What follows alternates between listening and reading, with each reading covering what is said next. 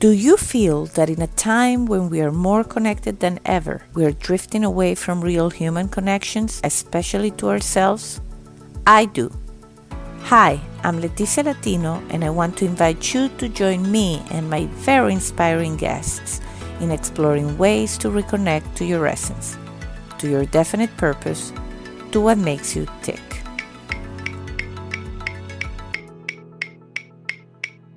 Are you ready?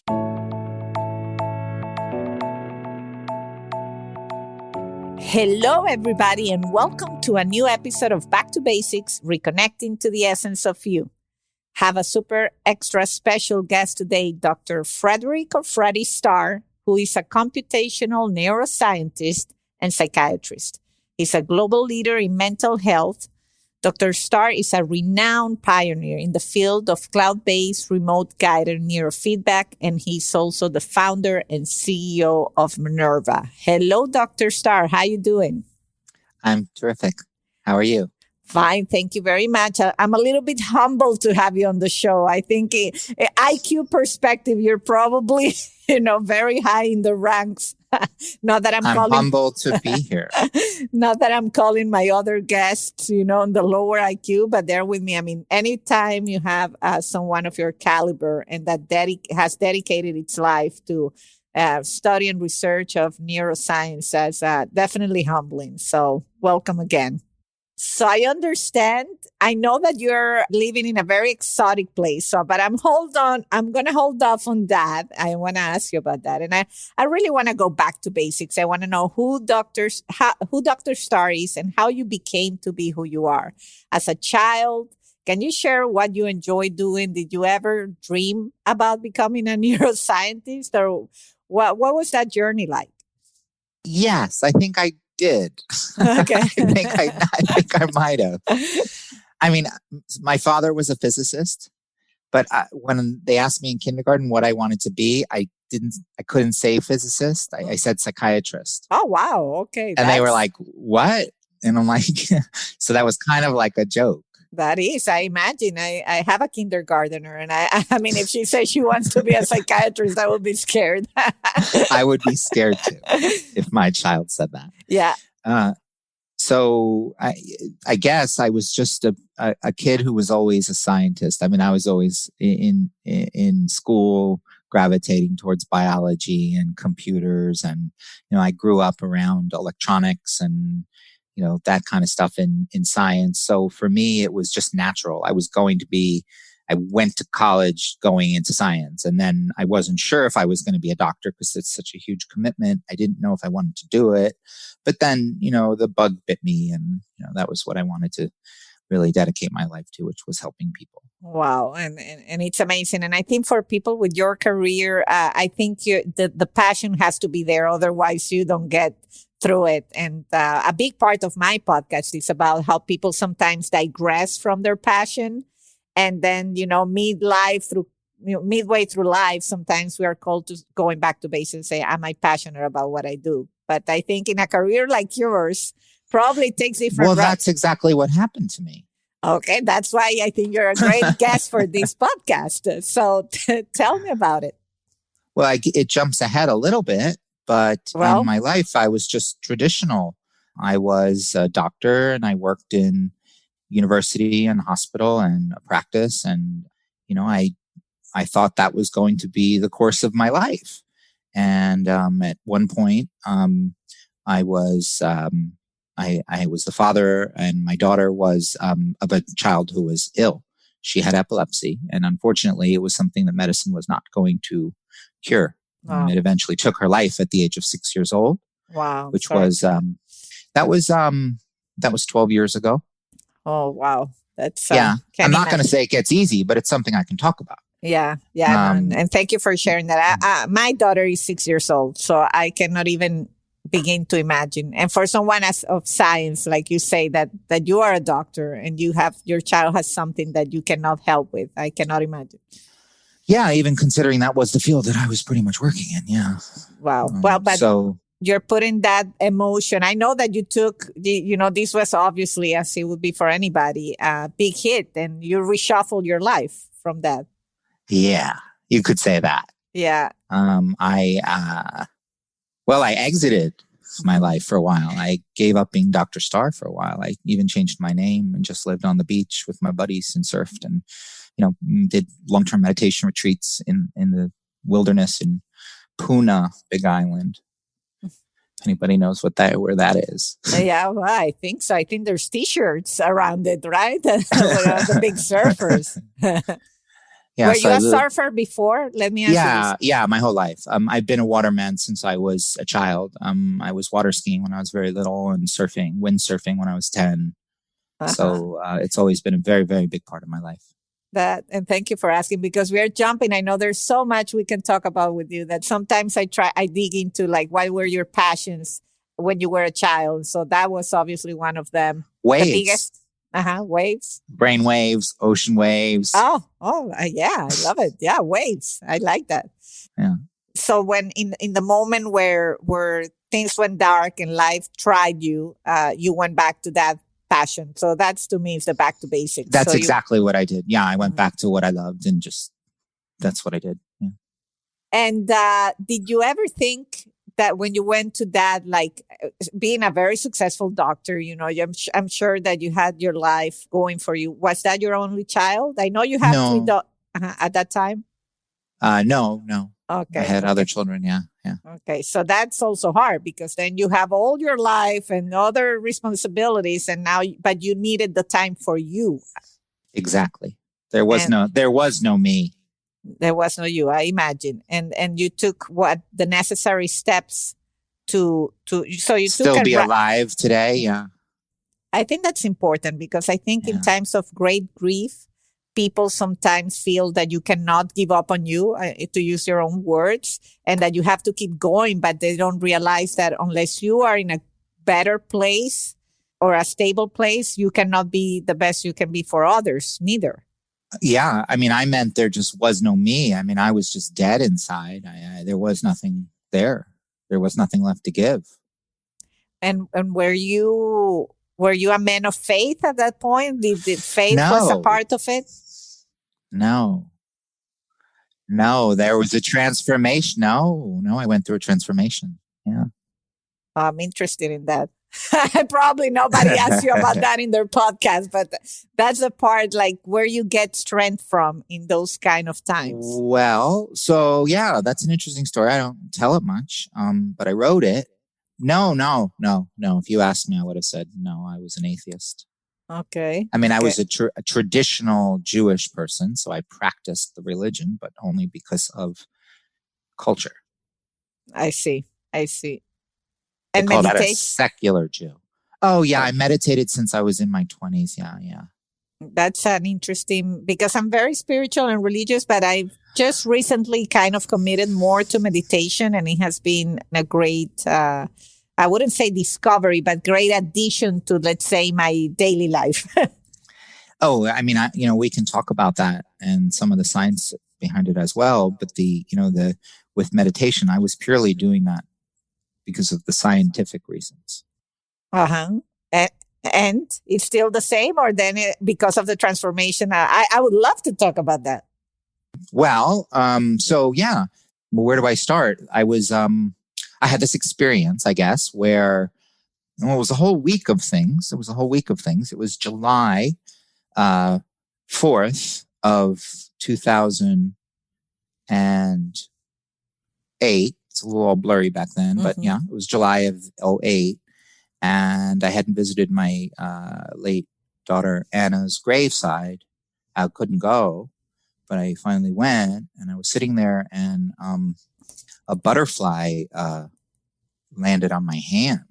And it didn't just land on my hand. It started flying around and landing on my hand. And then I gave it water, and it was drinking water from my hand. Wow. And it was literally so in my hand that I took my phone camera and I took a picture of it. And then it flew around and it landed on my ear.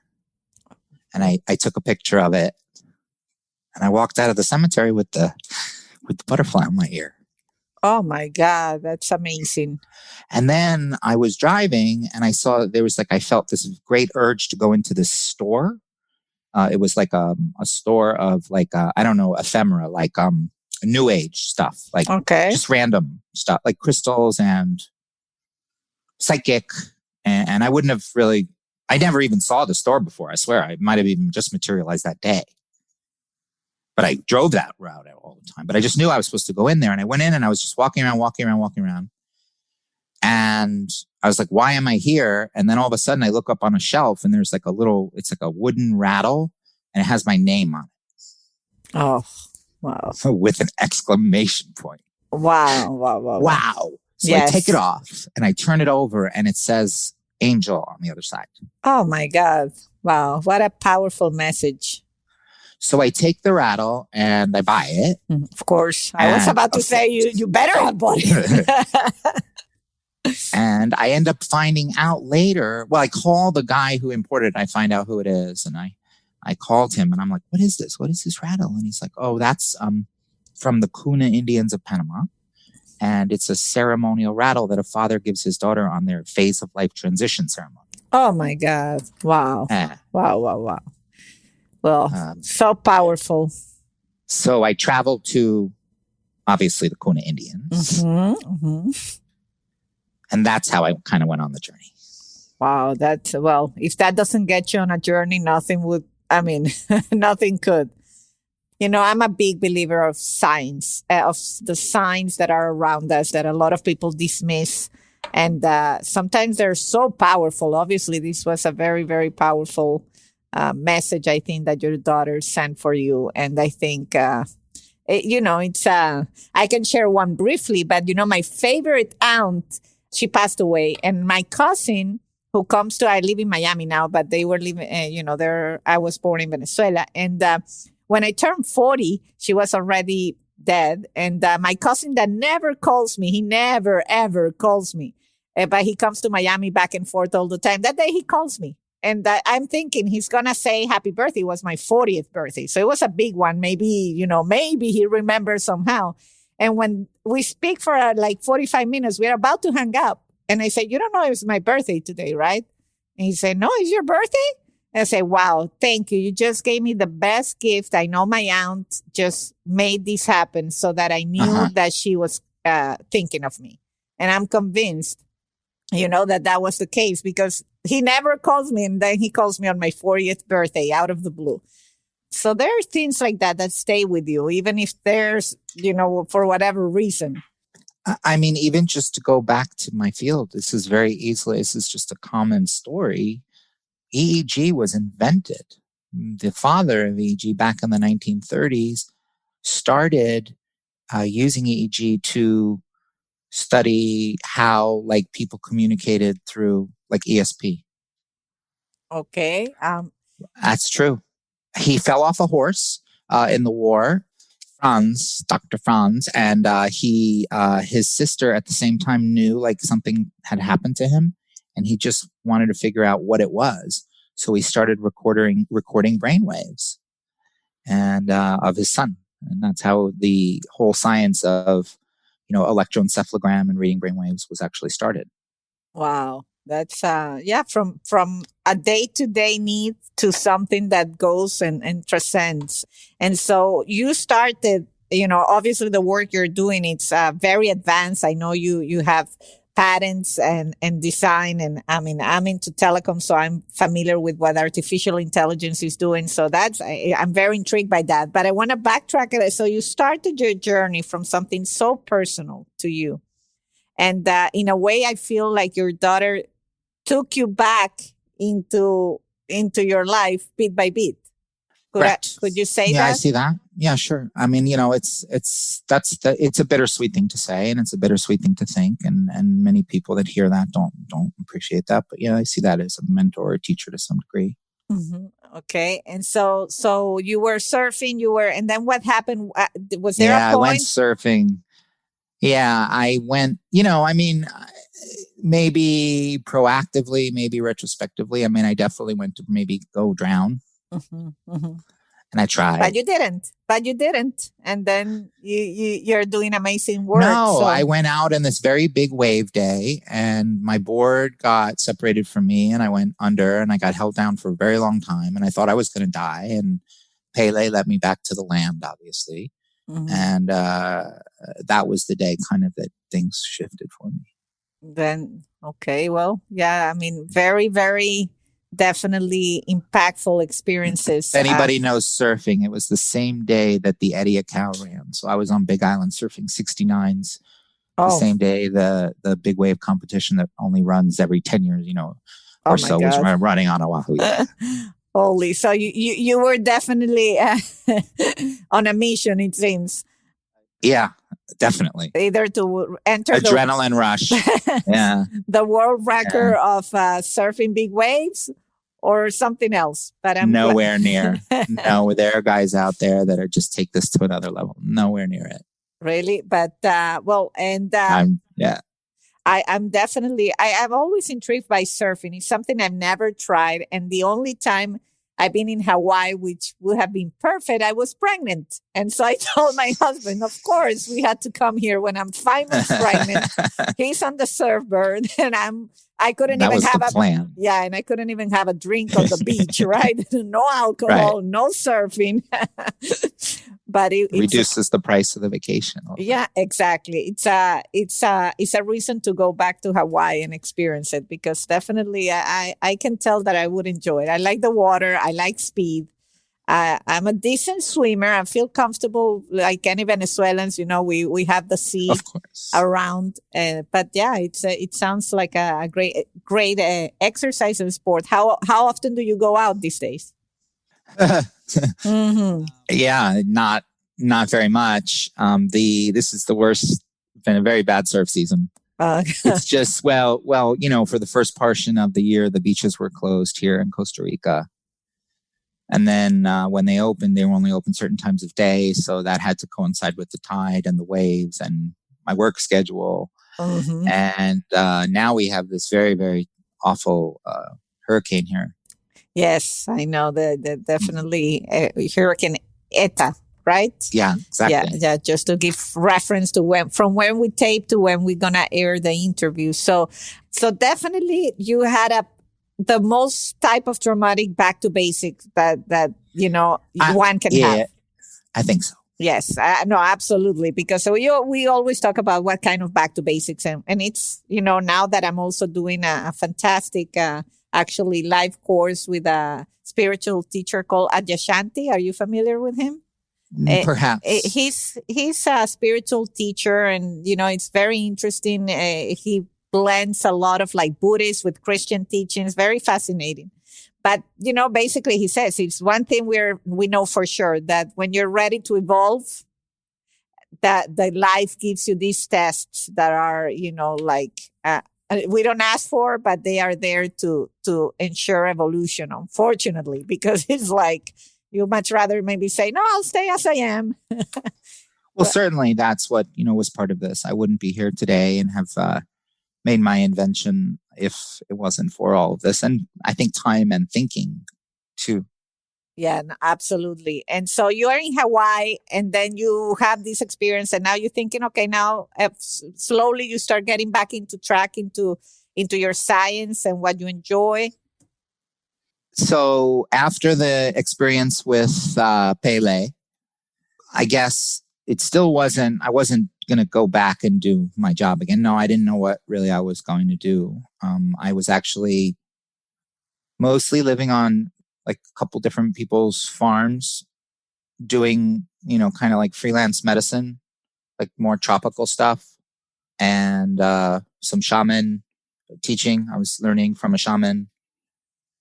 And then I was in one of these, what's called a Vipassana meditation retreat. It's a 10-day meditation retreat that I got very involved in doing. And I just sort of had this epiphany.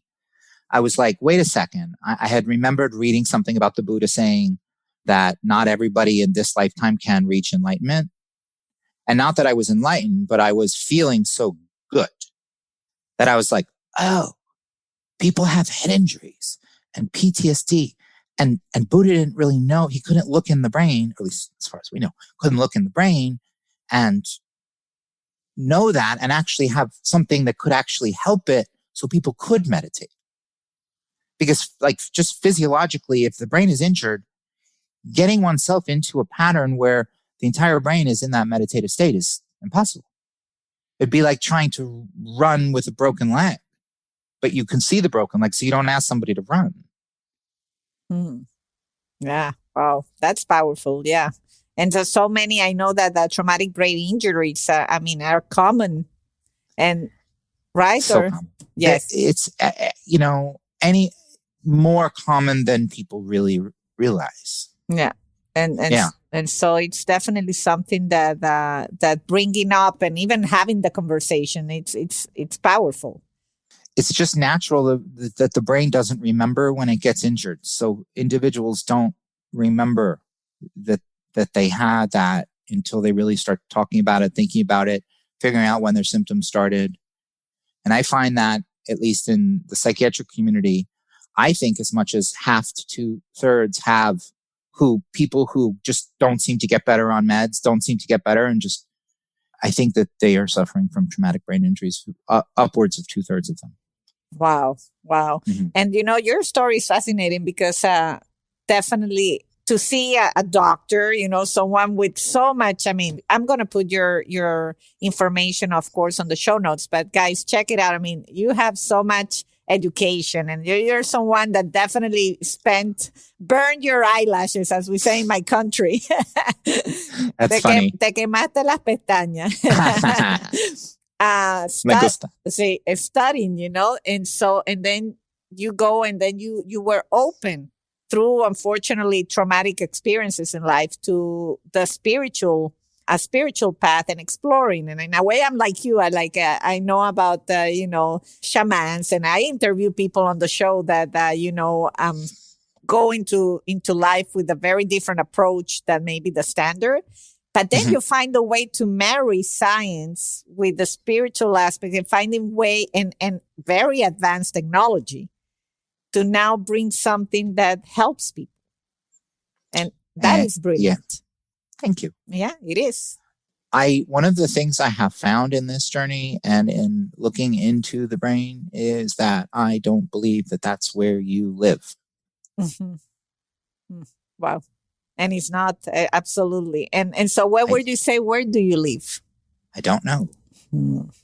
Yes. That's the question, right? That's $1 million question. Where do we live? It's not here. It's not up there. And it's funny because I don't know now the exact statistic, but into mindfulness practice, I know that they say, 70% of our thoughts daily are repetitive, something like that. Like a huge amount of the thoughts we have on a daily basis are recurring thoughts that are majority negative thoughts. And so that is scary because it's like, my God, we have all this power up there and time and space, and we are using it for something that maybe doesn't give us too much peace. I wonder if it's gone up too since people have been less distracted with moving around and been more sort of in their space. I think definitely I feel that people open up some space for different things, and even the virtual capability that we have right now, it's allowing people to connect with things they weren't connecting before. So I definitely hope that some of that space is put to good use. Me too. So tell me about your company and the initiative and what's your goal? Like, where we would say I'm successful into what I'm trying to do and you're spending many hours working hard for? Well, I think we are successful at alleviating suffering. That's a big goal. Myneurva is my company, and we have been doing this. Well, I've been doing remote neurofeedback for many years. I started this in 2005. So I'm one of the first people to start doing neurofeedback through the internet. Mm-hmm. But it wasn't until some technology got to the point where got very much, at least easier, not going to say easy, but easier, and you could really start doing it. So that's when Myneurva sort of formed, in that this idea that we could actually reach people all over the world. It doesn't matter where you are, with our systems, which are the state-of-the-art systems, and offer what we think is the best neurofeedback that you can get anywhere. And here is excuse my ignorance, but I want to make sure that if people are listening to you and they hear stuff that say, oh, maybe they can help me, like, what do you think would be the ideal candidate to say, if you have suffering from these things, we can help? I want to make sure that people out there know if you can help. I don't say this like jokingly. Anyone with a brain who can exercise help. It's like the same question to me. Is there anyone that shouldn't go to the gym and exercise? Certainly, yes. Absolutely. There are certain people that have medical problems and conditions that should probably see a physician and then probably have special care if they're going to embark on any kind of physical activity. And it's going to be the same with anything. And neurofeedback is similar. But, that being said, it really lends itself to, there's two parts. First of all, when we're talking about neurofeedback, we're talking about brain mapping. And then one technique, one thing you can do to assist your brain amongst many, right? So the first thing that is most important that everyone, I think, should have is a brain map. They're easy. They're non-invasive. They create a time library of your brain. So even if your brain is working optimally, you can have a picture of your brain working optimally. So in case in the future you have a file of when your brain worked optimally, so you could potentially boot it back to that file. Wow. Absolutely. Right? Yeah, I love it. I got one. Yeah, no, this is I got my 38-year-old brain. Wow. That's good. And it makes total sense. Like in the telecom world where I live, they're talking about digital twins. It's all about what people are talking, and it's also about the network configuration and telecommunications. And you want to know how the network was before the hurricane hits, for example. So it's the same thing. Exactly. Oh, I get it. So you start with even healthy individuals for a brain map, but then for people that have psychological complaints such as anxiety or sleep problems or attention problems or memory problems or speech problems. I don't like to get into conditions and disorders because they don't really speak to what's going on in the brain. But people who have a trauma, people with post-traumatic stress disorder, obviously, as we've mentioned, I said TBI, I should have been specific, traumatic brain injury, right? So there's levels of that, and you can have obviously there's obvious where I have one client now who's in his 70s, and he was a very active man who was unfortunately on his bicycle and hit by a car. And he has a plate in his head, and he's aware, but his speech is very impaired and his movement is impaired. And this is something that is not expected to make him completely perfect and everything, but perhaps if he can gain a little bit better mood, a little bit better sleep, and a little bit better communication, then his quality of life will have improved. Absolutely. Right? Whereas then I have another child I saw in Hong Kong yesterday or 2 days ago that the psychiatrist didn't know because it was such a confusing picture. And, that's where a brain map can really help to give them some appreciation about the inner workings and maybe help them with a medicine.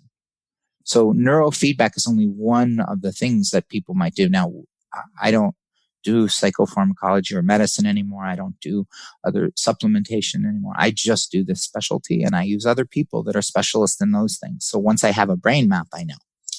But then neurofeedback is when you hook your brain up to a computer, you put a cap on your head, and the computer is reading your brain waves, and it's like questioning your brain. It's like asking this like digital question over and over. And it's saying, can you answer it? And when your brain answers it, you see the screen light up. A movie will play. If you want to watch a movie or a video, or you want to close your eyes and meditate, music will play a nice tone. And so it's helping your brain learn how to get better pathways. Yeah, When you explain it like that, it makes total sense. It's definitely something that, I think because there's big words used into what you do in the medical field, and people get a little bit like, oh boy, I don't understand, but it makes total sense. And the brain map, it's logical. It's one of our biggest, most important tools in our body. It's normal to go to the doctor. And imagine if when you went to the doctor and if you complained of chest pain, they never gave you an EKG. They just put everybody on heart medicine or put everybody on Prilosec or something or iron acid. That doctor would get in trouble, but it just wouldn't make logical sense. And we're sort of doing the same thing in mental health field. Yeah, it makes sense. And to me, it's almost like it's good to have an as-built, like when in the tower world, the telecommunication towers that we call as-built is how you build a tower, and it's the original specification, so to speak. And then you track what happens down the road. And so this is really, it's almost like your design specs. Interesting. Yeah. There is an optimal way the brain functions. That doesn't mean that everybody thinks the same. It just means that the brain should flow and work in a specific fashion. Like there's ratios that have to match and different networks that have to communicate with one another. And people through life can wear grooves in their brain and they make pathways of worry, like you mentioned. And those are new pathways. They, obviously things like cognitive behavioral therapy can help, but neurofeedback helps these without having to talk. Wow. Well, I definitely admire the work you're doing. It definitely sounds so amazing and interesting, and that you're doing it remotely. I think that's definitely the future, that you can help people that are in Hong Kong from Costa Rica. So I want to know the Costa Rica story. And Dr. Starr speaks such good Spanish, by the way. We agreed that for this interview, we were going to do it in English, but because that's my audience, but it's amazing. Aprendí español en República Dominicana. I learned Spanish in the Dominican Republic. Uh-huh. Yeah, another beautiful country. So you definitely, gorgeous country. You picked them well. Well, so I was in Hawaii, and I had originally gone there for a job as a psychiatrist. Mm-hmm. And I didn't like it at all. I couldn't use the brain scans. I couldn't. It was meds. Okay. It was a lot of money, but it was meds. And I couldn't, and I crashed. That was when I burnt out before the wave thing. Uh-huh. I one day just couldn't drive my car. I literally, my car kept going. Oh, wow. I drove by the hospital. I don't want to go. And I called them and I'm like, I can't come to work today. And they're like, are you sick? I'm like, no. They're like, you be in tomorrow. I'm like, no, you don't understand. I can't come into work anymore. Wow. They were like, I see. They knew. Not good for the career. Yeah. Well, but you didn't compromise. I wanted to go drink kava, meditate, surf, figure out the rest of my life. I had more important things to do. Yeah. And also the patients were complaining to me. Not to me as a doctor, but because I was in a situation where they were being mandated by the course to take medication and didn't want to. Mm-hmm. And I just felt like I was doing terrible damage to my own karma at that point. I was like, I can't do this anymore. Yeah, well, I love it. I love the story because people So I had no money in Hawaii. Mm-hmm. That's why I was living on people's farms. There's always a way. And so the food is very plentiful there. People leave out shopping carts of fruit on the side of the road. It's really unbelievable. Yeah. Island living. People take care of you up there, not in the tourist areas, but when you go up into the up country and stuff like that on some of the smaller islands, it's really beautiful. It's really, really wonderful. That's great. So, but anyway, I had heard about the same kind of wind and wave conditions in a place called Cabarete in the north coast of the Dominican Republic. Yeah. Yep. And I visited and I was like, wait a second, how much is a beer here? How much is a burger here? What? Yeah. Wait, what? Yeah. So I went back out of my stuff and moved. Took my dog. And I moved to the DR. I didn't speak any Spanish when I got there. Mm-hmm. I was looking in a book, Puedo camarones ado, por En favor. cerveza. Yeah. I learned vestida de la novia muy rápido. Oh, boy. That's the frostiness on the beer. Yeah. Just for people that didn't know, it's when you get a very, very cold beer and has the white on the outside. Yeah, the cover. So, yeah. So I loved it there. I was great. And then I have met my current wife, who's Australian. She's a firefighter. Oh. Who was like, they go on walkabout when they're not working. Uh-huh. So she was traveling and she never left the DR when she came there. We just sort of hit it off. And then we got married and we found out we were going to have our first child. We have 3 now. Wow. And when that happened, we started looking where to have the child. We looked at a whole bunch of countries. Actually, Venezuela was very high on the list. It's a beautiful country. Il Yaque. Sí, Margarita, yeah. It's a very Margarita. good, yeah, very good surfing. And I have a lot of friends there, but this was in 2013. Yeah. So we just weren't sure. And like, yeah. You make a good call. So we did. But at the time, there was nothing to worry about. There wasn't, it was just starting there. Yeah. Maybe in the future. Hey, my parents are Italian. Definitely. My parents are Italian and they still live there. And they moved there when they were older and they don't leave it. I mean, they love it. We started seeing our friends coming back from there, right? Yeah. No, you made a good call. So then you were exploring. So Panama, we went to Costa Rica, we went to like St. Martin, a bunch of other places. And it was just pura vida. It was like, oh, wow, this is gorgeous here. Plus the internet infrastructure is really good here. The educational system is great. The healthcare, I mean, it's a good, I love it here. It's one of the only countries in the world without an army, right? It's one of the 5. Yeah, I'm a big fan of Costa Rica. And in which part of the country are you? I live in the southern zone. Okay, great. In the Osa. Yeah, very beautiful. Very on the Pacific coast. I can see the whale's tail from, like, if I were to open my door, I would see the whale's tail. Well, no, I wouldn't see it today. Well, that's amazing. It's your story with the challenges and the blessings. It's definitely inspirational. I think that's anybody listening to this would say you definitely eventually build a life that seems to make you happy because you have a very calming and good energy. So I think knowing what you've been through, it's admirable. Well, yeah, I feel that way. I can't disagree with anything you said. Well, is there anything else you want to share with the audience about your initiative or any message you want to send out? Yeah. I mean, just, with regards to neurofeedback as just a real tool to assist people who are suffering. It helps children, adults, it helps people who are older. And you can do this in your home effectively.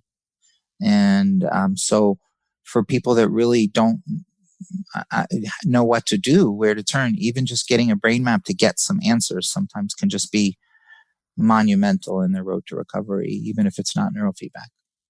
Great. And we'll definitely make sure to put all the company's information and how people can find you and if they need. And the last question of my interview, every interview, and it's about what makes you tick. You've shared with us surfing for sure. Is there anything in your life right now or any other tool that you're using right now that makes you tick and makes you exciting again? And I mean, obviously my children give me all of, and I have a wonderful wife and partner as well. So obviously these things are just integral to have a good base of the pyramid. I like to cook. Okay. I like to cook really intricate, long, difficult, cultural cuisines. You're a neuroscientist. I couldn't expect less from you. So like I can make a really good mole. Okay. I made Peking duck. Takes like a week. Mm-hmm. Oh, wow. Yeah. I made some Ethiopian food with the, fermenting of the bread and everything like that. So we don't get anything out here in the jungle. And for a foodie, for somebody like me that loves cuisine, you get like lonely for things. Mm. So yeah, I have today planned some delicious dish as well. Oh, wow. Yeah, you're making me hungry. And these are things, you're right, that they're not easy to find. Even I live in Miami, and my husband's family, one side, he's Dutch, but his grandma was from Indonesia. And so he introduced me to Indonesian food, and I love it. And we cannot find a good Indonesian restaurant here in Miami. The only good one already is closed. We actually have an Indonesian restaurant of all things. Really? Yes. Oh, well, every time. What's the dish called? Nasi kamada or something like that? Yes. Nagumasi. I don't know. I mean, I'm going to have to look. Maybe I'll cook some. Yes. Maybe you inspired me. Okay, good. That's the whole purpose of this. And you need to stay dry, because I think that the rain that we have is on the way to you. Yes, it is. For this weekend, it's forecasted. And so thank you. But, I became a fan through this conversation. I definitely admire the work you're doing. Thank you so much for being generous with your time and coming back to basics. I had a great time. I appreciate you having me on. Thank you, Dr. Starr. Take care. You're welcome. Bye-bye. Bye. And until the next time.